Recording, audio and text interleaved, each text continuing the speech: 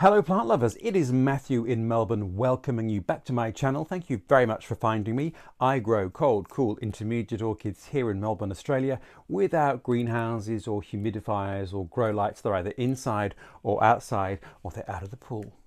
So if that is of any interest to you, do feel free to subscribe and hit the notifications bell. I post my videos every Friday, and plant lovers, I am a complete amateur. So if my amateur ramblings are of any interest, do hit subscribe. I look forward to hearing from you. Now, look what we have today. Is this not the most fabulous orchid? Now, without any further ado, I am not going to torture you anymore. This is what we're looking at, the species Cymbidium, which is Cymbidium erythrostylum. I think that's how I pronounce it. And this species, Cymbidium, and species means this is as it is found in the wild, so it's not a hybridized plant. This is a native of Vietnam, strangely enough, that I can grow it so well here. Why, I hear you cry? Well, we'll have to start at the very beginning. We're all familiar with Cymbidiums. I think perhaps like with Phalaenopsis, the Cymbidium is a gateway orchid for many people because they're often given as cut flowers or as pot plants at various times of the year. Fairly tough and forgiving, and the Cymbidium range is basically through Asia and actually into Australia. So we do have a few native species Cymbidiums, which I have found a cellar of and I might have to investigate. But as you can get a sense, that's quite a large range from mountainous Asia all the way through the tropics and then into Australia and the northern parts of Australia where it is subtropical, tropical, and then kind of dry tropical. So a big range of habitats. And as you know, I love a little Latin botanizing, and Cymbidium is derived from two words. The Latin word cymba, meaning cup or bowl or boat, and then the Latin suffix idium, which means little, so we could say that these were initially named because they resembled a little bowl or a little cup or a little boat. Perhaps it's a longbow, but I'm a romantic. And the name of this one, erythrostylum, refers to that red colour that you can see in the lip, but we'll get to the flowers in a bit of a minute. And it was named in 1905 by Robert Allen Rolfe, who was a botanist and a curator of the Orchid House at Kew, and in fact was the first editor of the Orchid Review. Okay, so hybrid Cymbidiums, I've made a care video before, which I will link below, above as well. And here's the surprising factoid, plant lovers, that this Cymbidium, which comes from Vietnam, has exactly the same growing conditions. So perhaps before we go any further, I should take you on a journey outside and show you where I grow all my Cymbidiums. Once again, this orchid lives outside all year under the carport out the front. And it lives just here. So along here is where I keep all of my Cymbidiums and in fact my bromeliads. As you can see, there are deciduous birch trees there which give filtered dappled light during summer. Obviously the leaves are about to drop now because it's autumn, so you then get more dappled sunlight down here through winter, and the roof of the salubrious carport protects them all from direct rain, so I do have to water them. So this is where my species Cymbidium is living, along with all its hybrid and other species cousins. So we get north-facing light from there, west-facing light from there, and that's about it. So it's always pretty filtered, as you can see. And if you want to see my grow space video, which shows you all the different spaces that I grow my orchids in and more detail about the carport, the glamorous carport, I'll put that link below and above as well. All right, so we've set the scene. It is a Vietnamese species native to the mountains of Vietnam, and this is the clincher. It is an altitude plant. So in its native range, it can grow up to 1,500 meters, which is relatively high. And as I've said before about many of the orchids that I grow that are cold, cool, intermediate, high altitude will often, but not always, suggest that it's going to be a good fit for my environment, because we do get cold, wet, misty winters that don't freeze, but we also do get quite sunny, bright summers which can also be quite hot, but we also get quite a lot of light during winter. Unlike perhaps my friends in the northern hemisphere, which might have much darker winters, we tend to get lots of ambient light still in winter. Put all that in your blender and you kind of get an environment that is not dissimilar, obviously very different, but not dissimilar in essence to the high mountains of Vietnam. I have read that erythrostylum is, quote unquote, a forgiving orchid. Now, don't we love that? Let's look at the plant first of all. As you can see, it is not particularly big. Now, hybrid Cymbidiums kind of come in two basic groups. The huge plant with the very long, enormous inflorescence of flowers that you often see cut and used as corsages or in florists. And then there is a sort of a more miniature version of the Cymbidium, often which is more pendulous, which has smaller inflorescence which hang down covered in blooms. So generally a tighter, smaller plant. And this one, as you can see, certainly looks, in terms of its shape and size, like those hybridized sort of dwarf Cymbidiums. So if you're a bit pressed for space, this species orchid could be one for you to consider. Other than that, it really is exhibiting all the other sort of typical growth patterns of Cymbidiums. Let me get the tag out of the way. So we have the pseudobulbs which mature in a 12-month cycle, and then that mature pseudobulb produces the flower spike like this. And I have got two spikes. One has got 3 blooms and one has got 2, and this bud is yet to open. And when I bought this plant, it says on the label, so it must be true, seedling. And because I knew nothing really about the plant, it was relatively small, but not much smaller than this. I thought, oh, you know, it's going to take a couple of years to get to a flowering size. But as we can see, it is not a massive plant, and this has bloomed for me. And I would say, if we look at that, it's like looking at the growth rings of a tree. We've got 1, 2, 3, 4, 5 pseudobulbs. So I would suggest that the middle one was the original seedling bulb. So we may have had 1, 2, 3 successive growth cycles, perhaps each producing 2 or 1 pseudobulb. So I'd say that this is probably 3 years old, and that would be right in terms of the time frame for it to first flower, which would be the same as a hybridized Cymbidium, usually 3 to 4 years from the emergence of the seed to the first bloom. And then the actual flowering time, it is mid-autumn here in Australia, and as you can see, it is in bloom, and it's described as a late summer to autumn flower. So it is certainly following that time frame, and like many species orchids and like most Cymbidiums, it will only flower once a year. Now, as we all know, particularly with species orchids, knowing where they came from and what their sort of native conditions are in their native range can really help with our growing conditions if we're growing them in pot culture, either indoors or outdoors, depending where we are. Now, this plant, actually, like a lot of Cymbidiums, is, I would say, an opportunistic little beast. Because basically it can grow in the soil, it can grow in trees as an epiphyte, and it can grow as a lithophyte clinging in sort of mossy nooks in rocks. So a very broad range of habitats, and actually not unlike lots of Australian orchids, which can do both that. They can live sort of terrestrial on the soil as lithophytes in nooks and rocks, and also on trees as epiphytes. So that means when it comes to potting, you can not be too stressed, and it really depends about your ambient temperature, I suppose, as to what you've got it potted in. So firstly, I'm a terracotta pot kind of guy, as we all know, and 2 reasons for that: aesthetics and aesthetics. No, but also I think terracotta is just more sustainable than plastic. It drains very quickly, very free draining, so it allows evaporation around the roots, so you tend not to keep your potting medium stodgy. The negative with that though is in warm weather, pots can obviously dry out really quickly, and some orchids are a little sensitive to that, so you have to keep your eye on watering.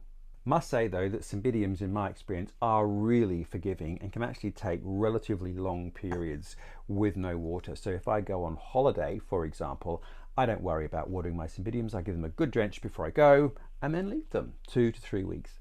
None of them have abandoned me.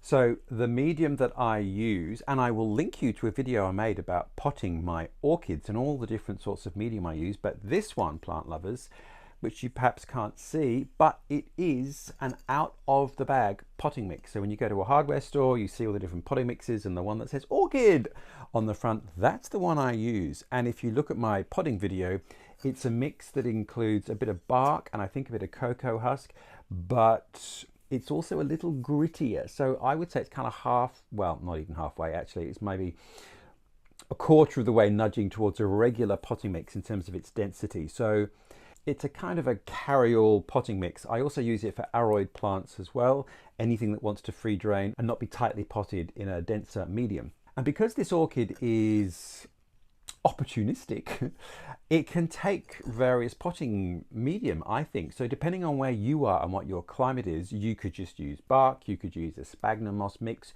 you could just use sphagnum moss, you could use what I'm doing, which is an out of the bag sort of general mix, a bit barky, a bit coconut husky. Really depends where you are. Watering. I've alluded to my holiday habit of just abandoning my Cymbidiums. The reason being, a lot of epiphytic orchids can take periods of dry and periods of wet. So if you imagine where they're living, nestled in the nook of a tree or on a rock or in the soil, often underneath the canopy of a tree, depending on the climate, they're not going to be constantly watered. So particularly epiphytes and lithophytes, when it rains, the water is going to run past them. They're going to take up as much as they can, store it in their pseudobulbs. Whatever organic matter is around the roots will also absorb some moisture, but that will evaporate fairly quickly. So the plant uses its reserves in the pseudobulbs to get it through the next period of dryness. Now in Australia with native orchids, that could be quite some time between rainfall. So generally, not all, but a lot of orchids do have that capacity, and so a lot of orchids do want to dry out quite well before you water them again. So my experience with this Cymbidium and also with my hybrid Cymbidiums is that they do like to dry out before you water them. So I don't keep them damp. In fact, if anything, I'm a little mean-spirited and I really keep them on the dry side. I give them a fairly good drench when I do water them, but then I let them dry out. Now obviously in summer it's much warmer here, so I water them more, and in winter I dial it down, but I still drench them. They're a fairly tough orchid, and then just let them dry out for a longer period of time than I would in summer. And a friend of mine who grows hybrid Cymbidiums at a high altitude to me here in Melbourne, she lives on the top of a mount just outside of Melbourne where it does get to sub-zero centigrade. She just waters all of her plants once a week, regardless of the season, and her Cymbidium hybrids bloom every year for her, and it's much colder. Which brings us perhaps to the wonderful subject of temperature. Now, here in Australia, we don't have the same sort of USDA zoning systems that you have in the States, because our climate is really about heat and water, not cold. So for us, those conditions are more of an important factor for gardening and species suitability. So to give you an idea, Melbourne can be described as a warm temperate climate or a wet Mediterranean climate. In a nutshell, though, it means that Melbourne City can have cold, wet winters which tend not to freeze. So we don't very, very rarely get to 0 degrees centigrade, 32 degrees Fahrenheit. Usually it's about 5 degrees minimums at night, although last night it got to 4, so that's in the sort of high 30s, low 40s Fahrenheit. Summer, of course, different kettle of fish. We have hot, dry summers, which can be quite extreme. We can get extreme temperatures over 40 degrees, well over 100, 110 Fahrenheit, but that kind of heat isn't long standing in Melbourne. You usually have a few days and then the weather really changes. The nights always tend to cool down, so there's usually a great differentiation between the daytime minimum maximum in summer and also in winter. And in winter, as I mentioned, we get more ambient light than perhaps you would in Britain during winter. So although the temperatures might be the same maximum wise, we do get more light. So what am I saying? I'm saying that I grow all of my Cymbidiums, as you saw, outside. So they do get protection from the rain, but they are exposed to winter nighttime minimums, which can get to between 0 and 5 degrees centigrade. And they can also have to deal with the summer maximums, which can get up to 40 degrees centigrade, which is about 105 Fahrenheit. So that is reasonably warm. And this orchid and my other Cymbidiums take it in their stride. Light. Now, light is the thing, I think, with Cymbidiums that can perhaps often be people's undoing, because they are an understory plant. I mean, There's obviously lots of different species, so they grow in different areas, but we could generalize and say they are an understory plant. So they're usually dappled by trees or shrubs. And so generally, when you see Cymbidiums grown really well, it's under dappled light or shade, but not deep shade. So I think that's the problem. If you have Cymbidiums in deep shade, you will get fantastic growth, but you will not get good flowering.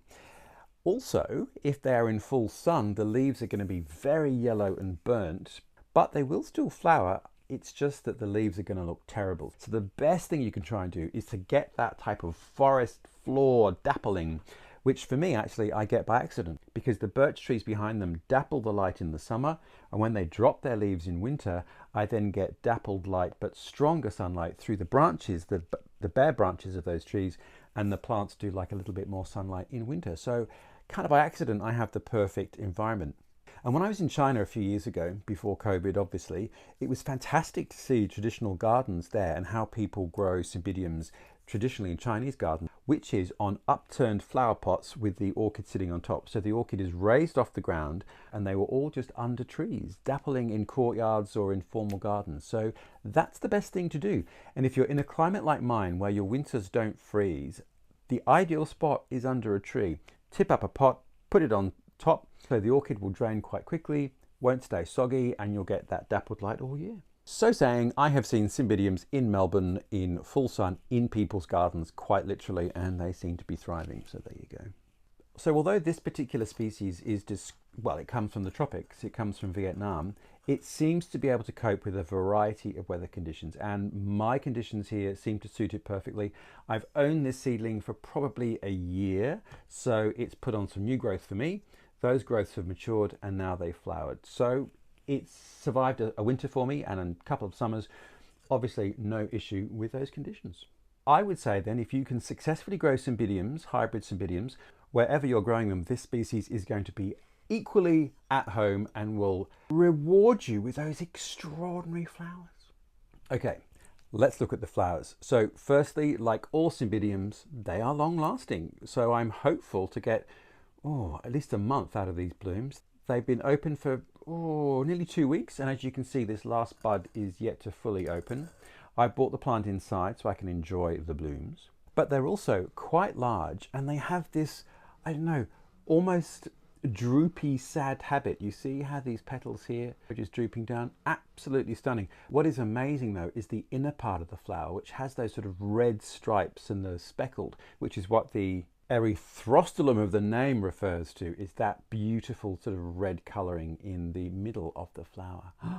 Alas, I'm here to tell you, completely fragrantless, but you know what? With a flower that looks like that, we can forgive it. You can see that the flower spike is reasonably long. There we have 3 flowers. I'm not sure how many blooms you could expect per spike. I have seen images of more mature specimens with larger clusters of flowers. So perhaps as this plant matures, we'll get more flowers per spike. But 3 is fabulous and it looks amazing. And this one just has 2. Still happy about that because it looks just stunning. Now look at those flowers. Oh my goodness me.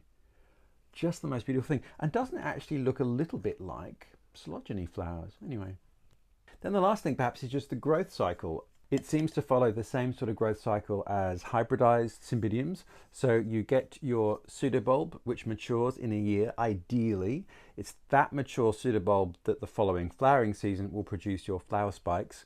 And then you will get, which we can perhaps see here, and I'll come in and show you closer, you then get your new growths coming out from the base of the pseudobulb, so that will need to mature over the coming 12 months to give you a new flowering spike. And I presume, not that I can tell you because this is such a young plant, that like many orchids, you'll get flower spikes from new pseudobulbs, but I don't think you'll get flower spikes from a pseudobulb that has already flowered. So the plant needs to grow vegetatively to give you the opportunity for more flowers, which is not dissimilar to many orchids. So as we can see, we've got my new growth starting already and I have got my blooms. So fertilizer wise, when I pot these orchids, all my orchids, I put some grains of slow release fertilizer into the mix. I also put, as you might know, mycorrhizal fungi powder in all of my everything that I pot actually, regardless. That just helps promote healthy root growth and it acts as a go-between between the nutrients in the soil and the roots of the plant. It makes them available. Good symbiotic relationship. And then once a year in spring, I do a topical application again of literally just a few grains. So not half a teaspoon, maybe 4 to 5 grains of a slow release fertilizer. And then during the warmer months, I will give it a liquid fertilizer. And I have to say, because these orchids are out the front, whenever I remember, so that might only be 3 or 4 times in the growing season. So they're on the verge of being neglected, but look, they seem to love me nonetheless. There we go, the species Cymbidium erythrostylum, and isn't it the most beautiful thing? I'm so excited by this because I've never had a species orchid bloom for me yet. I've got quite a few seedlings which are all obviously too young, but this is the first species, and I find the flowers of species Cymbidiums just so elegant. They're much simpler than their hybridized cousins, which can be a little blousy and vulgar. Did I just say that? Apologies, hybrid Cymbidium lovers. So saying though, I do have another species Cymbidium, which is a winter flower, which is coming into bloom and has a spike now. So I will make a video about that. The spike is fairly maturish, but I would say it's going to be at least another month before the flowers open. There we are, species Cymbidium 101. Essentially, I give it exactly the same care as my other Cymbidiums, so there's really almost no point making this video, just watch the other one. But I just wanted to show it to you. Isn't it stunning? Thank you very much for watching. Thank you for finding me. Feel free to leave any questions. I am a complete amateur and know nothing, so take my word with a grain of salt. So saying, I do look forward to seeing you next week with another amateurish adventure as we stumble down the path of learning how to grow orchids together here in Melbourne. So until then, plant lovers, take care wherever you are, and I look forward to seeing you next week.